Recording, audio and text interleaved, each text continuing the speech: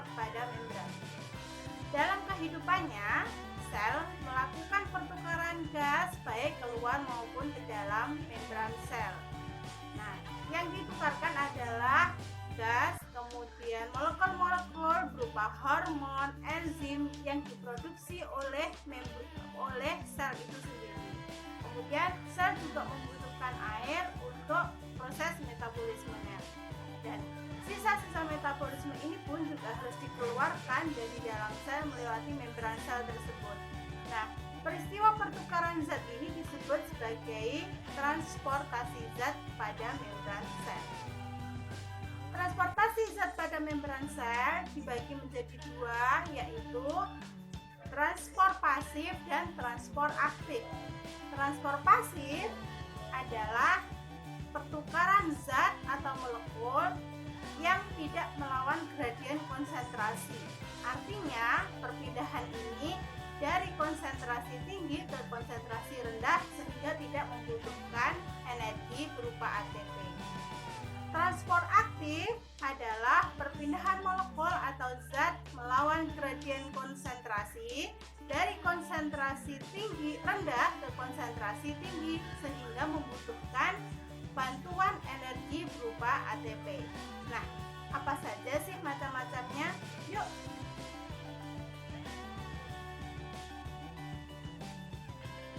Secara garis besar, sistem transport pada membran dibagi menjadi dua, yaitu transport pasif dan transport aktif. Transport pasif adalah perpindahan zat atau molekul dari konsentrasi tinggi ke konsentrasi rendah sehingga tidak membutuhkan energi. Contoh dari transport pasif ini yang pertama adalah difusi. Difusi adalah perpindahan zat atau molekul dari konsentrasi tinggi ke konsentrasi rendah tanpa ataupun melewati membran transport. Contoh sederhana dari difusi ini adalah saat kalian meneteskan sirup ke dalam gelas yang sudah berisi air.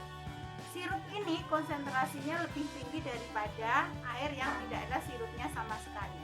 Sehingga ketika sirup ini jatuh ke dalam air, maka dia akan menyebar merata ke seluruh ruangan di dalam gelas tersebut.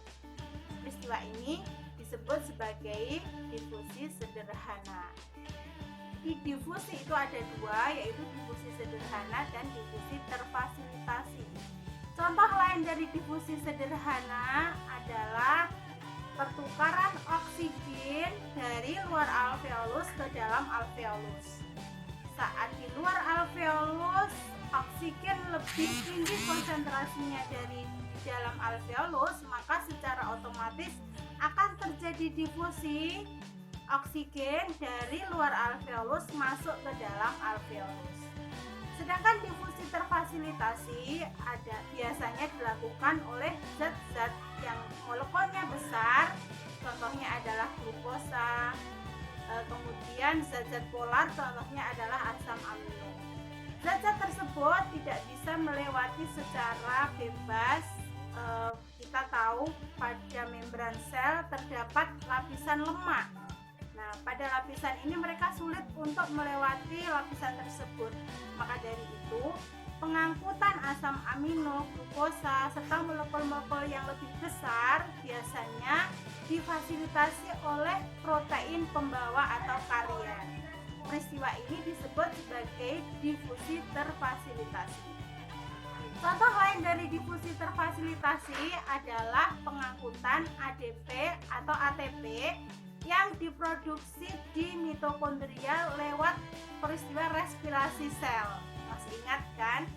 Nah, peristiwa pengeluaran ATP atau ADP dan ADP di dalam mitokondria keluar mitokondria adalah peristiwa difusi terfasilitasi. Contoh kedua dari transport pasif selain difusi adalah osmosis. Apa itu osmosis? Osmosis adalah perpindahan zat pelarut. Kalau pada difusi tadi yang berpindah adalah zat terlarutnya, kalau pada osmosis yang berpindah adalah zat pelarutnya. biasanya dalam hal ini adalah air ya, dari konsentrasi tinggi ke konsentrasi rendah melewati membran semipermeabel.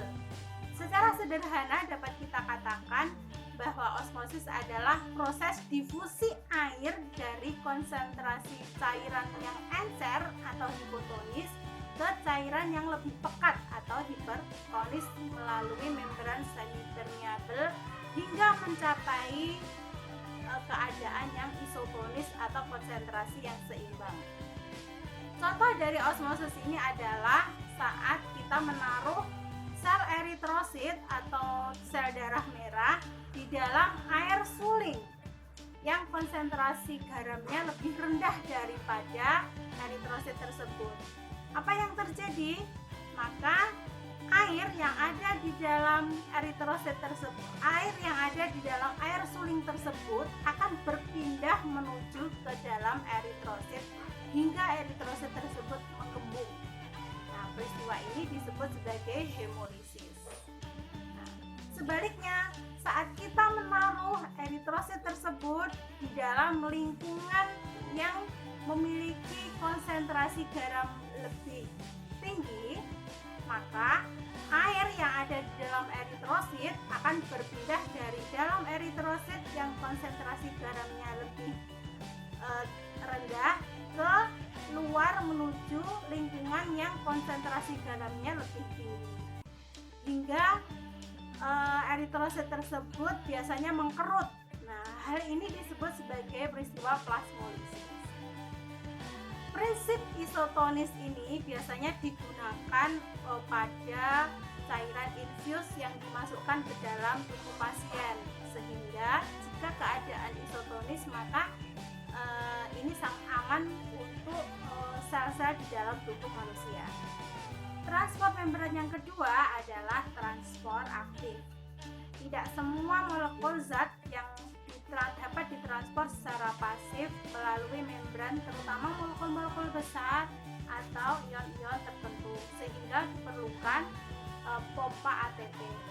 Transport aktif merupakan perpindahan atau pergerakan molekul zat melawan gradien konsentrasi. Ini artinya dia berpindah dari konsentrasi yang lebih rendah menuju ke konsentrasi yang tinggi, sehingga membutuhkan energi. Energi ini diambil dari hasil respirasi mitokondria, yaitu berupa ATP. Kelebihan dari transport aktif ini jika dibandingkan dari transport pasif, yang pertama, dia dapat mengangkut zat-zat lebih besar. Yang kedua, dia dapat mengangkut zat-zat dari konsentrasi rendah ke konsentrasi tinggi melawan gradien konsentrasi. Dan yang ketiga, zat-zat yang diangkut tersebut bisa ditimbun di dalam sel. Nah, teman-teman, contoh dari transport aktif adalah pengangkutan ion Na+ keluar dari sel-sel epitel di dalam usus halus dan pemasukan ion K+ ke dalam usus halus. Kenapa harus ada yang keluar dan masuk? Hal ini dimaksudkan agar konsentrasinya bisa seimbang walaupun ionnya tidak sama. Untuk memasukkan 3 ion Na+ ke dalam usus halus, maka harus diimbangi dengan pengeluaran 2 ion K keluar membran usus halus. Konsentrasi ion Na+ di luar sel usus halus lebih tinggi daripada di dalam sel, sehingga pengangkutan ion Na+ ini melawan gradien konsentrasi. Sementara itu, konsentrasi ion K+ di dalam sel lebih tinggi daripada konsentrasi ion K+ di luar sel, sehingga pengangkutan ini juga melawan gradien konsentrasi. Untuk pengangkutan kedua ion tersebut diperlukan energi berupa ATP. Pada peristiwa tersebut, pemecahan satu ATP digunakan untuk memompa 3 ion Na+ keluar sel dan memasukkan 2 ion K+ ke dalam sel.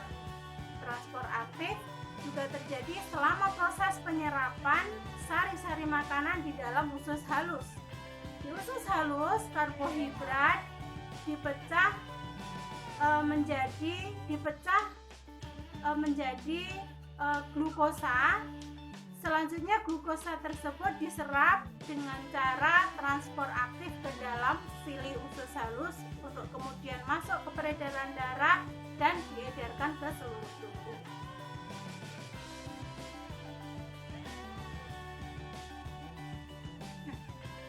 Ada beberapa molekul yang terlalu besar sehingga tidak bisa dipindahkan baik secara transport pasif maupun transport aktif.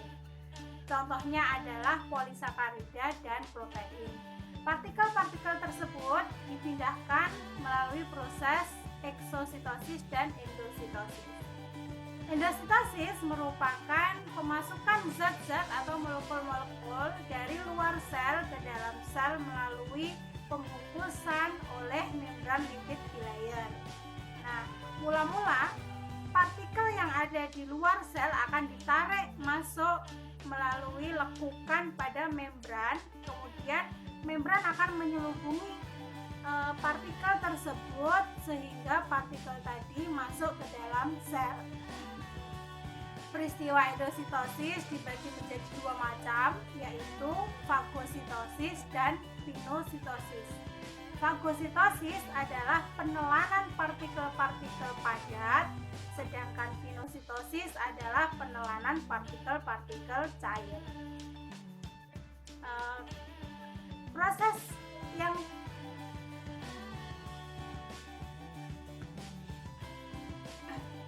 kebalikan dari proses endositosis adalah proses eksositosis. Eksositosis merupakan proses pengeluaran zat atau partikel-partikel melewati membran semipermeabel. Partikel yang dikeluarkan mula-mula diselubungi oleh membran lipid bilayer. Selanjutnya membran yang menyelubungi partikel akan bergabung dengan membran sehingga partikel di dalamnya akan dibebaskan keluar. Eksositosis digunakan oleh sel-sel sekretori untuk menyekresikan sekret. Contohnya adalah hormon insulin yang dikeluarkan oleh sel pankreas atau neurotransmitter yang dikeluarkan oleh neuron. Nah, itu tadi pembahasan kita tentang sistem transport pada membran. Mudah bukan? Selamat belajar. Assalamualaikum warahmatullahi wabarakatuh.